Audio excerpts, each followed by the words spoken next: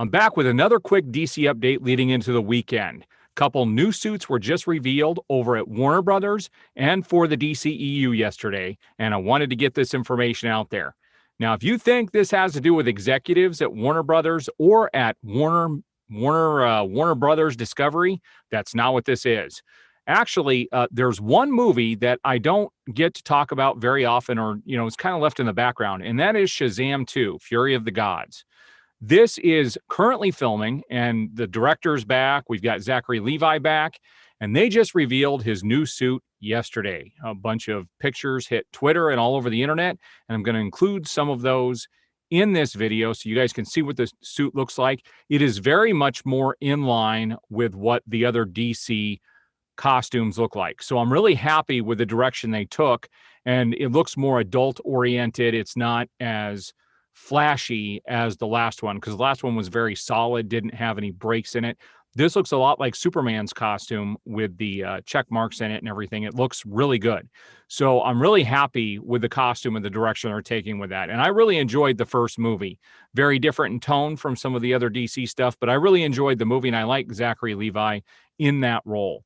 The second one's another big one. So as we all know, The Flash is currently filming, and Michael Keaton is back as Batman. And Andy Muschietti, I don't know how you say his name, I think it's Muschietti, he released a picture on Twitter yesterday of part of the bat suit with some blood on it. I'm going to include a picture of that here in the video as well. And we don't know what that means.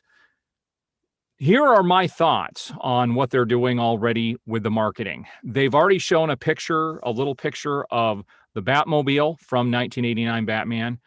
We knew about Michael Keaton coming back a long time ago, and then there was a rumor he might not come back. But now they're heavily marketing this, teasing stuff about Michael Keaton's Batman. This, to me, is nothing other than a marketing ploy by Warner Brothers and by DC to get people nostalgic and want to come into the theaters. I got to be honest with you, it doesn't do anything for me, because that is not my favorite version of Batman. It never has been. And I don't mind them revisiting that version of Batman, because it is, part of the overall multiverse. But to put so much into it and make this a main focal point, I'm not digging that. If they by any means try to replace Ben Affleck as Batman by erasing him or doing, some of the rumors that people are thinking, this isn't going to turn out well for the studio.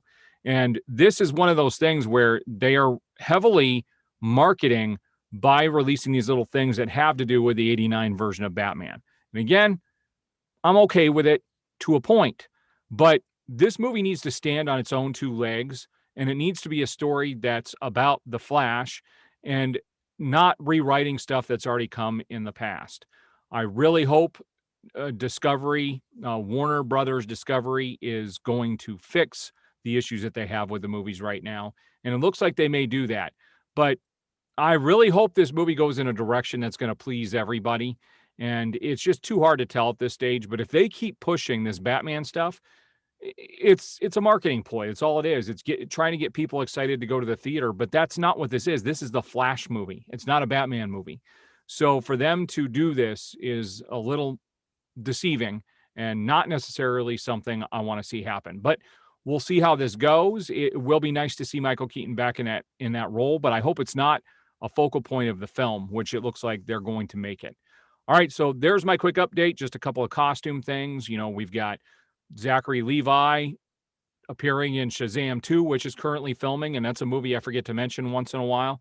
And we've got The Flash, which is currently filming as well. So there's a lot of stuff coming up for the DCEU and for Warner Brothers. So we'll see how this ends up here in the next couple of years. Looking forward to both of those films. Hopefully they do not disappoint. We'll see you guys on the next update.